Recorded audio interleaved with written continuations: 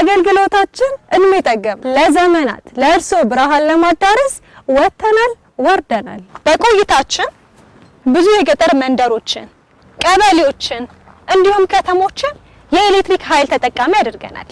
ለአብነት የኤሌክትሪክ ብርሃን ተጠቃሚ የሆኑ የገጠር መንደሮች ብዛት ከ1929 እስከ 97 667 የገጠር መንደሮች፣ ከ1998 እስከ 2018 7733 የገጠር መንደሮች፣ ለባለፉት 8 ዓመት 2304 የገጠር መንደሮችን የኤሌክትሪክ ብርሃን ተጠቃሚ አድርገናል። ከ1929 እስከ 2018 ዓመተ ምህረት 8400 መንደሮችን ከዋናው ከኃይል ቋት ተጠቃሚ አድርገን 39 ቀበሌዎችን ደግሞ ከፀሐይ ኤሌክትሪክ ኃይል ማመንጫ የኤሌክትሪክ ብርሃን ተጠቃሚ እንዲሆኑ አድርገናል። ለብዙ ወጣቶች የሥራ ዕድል ፈጥረናል። የበርካታ ኢንዱስትሪዎችን የኃይል ምንጭ ሆነናል።